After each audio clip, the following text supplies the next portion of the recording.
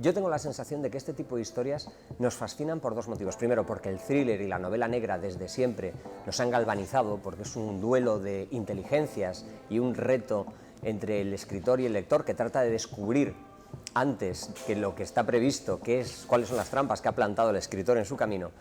Y además me da la sensación de que estos entornos rurales, estos mundos llenos de costumbres arcaicas y un poco desconectadas del siglo XXI, nos conectan con algo muy profundo, con algo que de alguna manera todos tenemos guardado dentro y que en el fondo, cuando lo vemos así en una novela, nos resulta reconocible.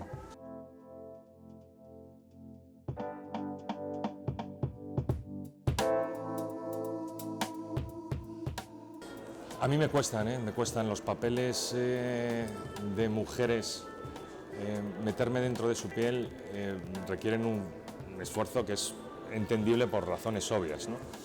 Pero con Sara Robles, como ya habitaba dentro de mi cabeza, ha sido como recuperar una vieja amiga. Ahora, la fase de concentración para interpretar al personaje en esas escenas en las que tiene que darlo todo, sí me han costado más de lo habitual.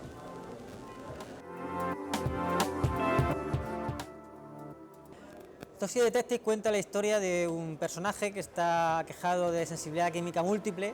Ahora en 2020, con todo el tema de la pandemia, quizá nos parezca normal, pero hay gente que por su situación tiene sensibilidad a determinados químicos, de determinados productos que hay en el ambiente, que le producen una alergia demasiado excesiva que evita que salgan a la calle. Entonces son personas que salen a la calle con mascarilla, que es ahora mismo lo que estamos viviendo con todo el tema del coronavirus, y ellos lo viven como su día a día. O sea, para lo que nosotros es, digamos, una excepción de este 2020, ellos lo viven así.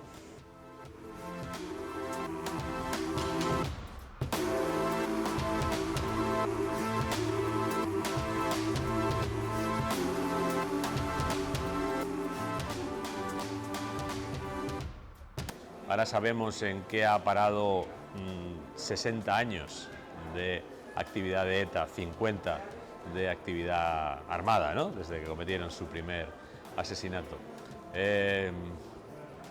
Ha acabado en nada.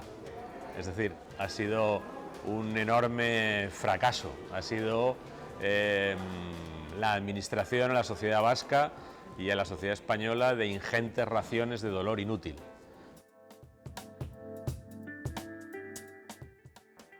Esta es una historia en la cual de unos espías que demostraron que no había esas armas de destrucción masiva, que todo lo que decía Estados Unidos era mentira y que, nunca cejaron en su empeño y en cumplir su misión, al margen de que el gobierno de Aznar no les hiciera caso, ¿no?